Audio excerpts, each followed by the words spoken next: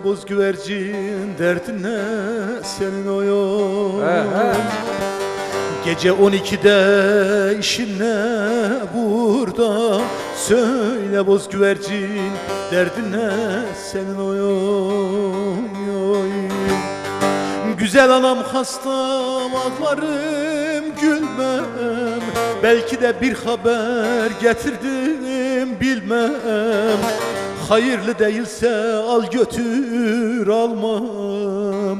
Söyle boz güvercin derdin ne senin o yol. Yaşar, çok sağ ol.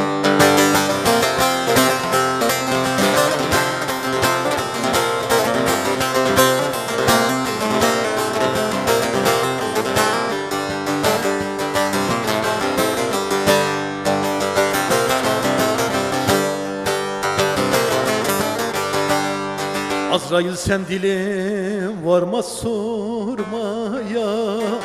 Dayanamam bu acıya girmeye.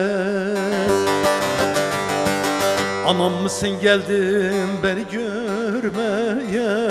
Söyle boz güvercin derdin ne senin o yol. Çok sağ ol. Sakanınan öldü deme yanarım. Böyle bir kederi nasıl kanarım. Derbeder olurum biter sönerim. Söyle boz güvercin derdin ne senin.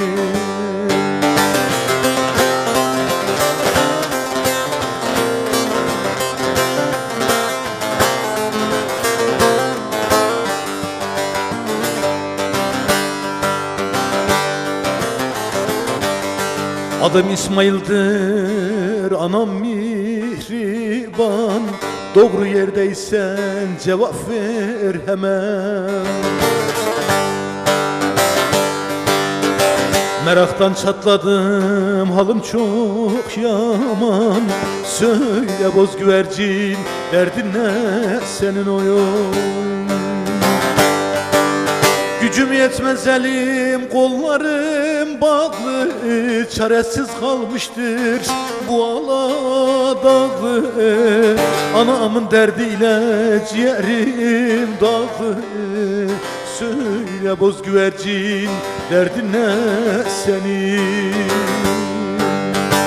Gücüm yetmez elim kollarım bağlı. Çaresiz kalmıştır bu aladağlı. Anamın derdiyle ciğerim dağıldı. Söyle boz güvercin derdin ne senin.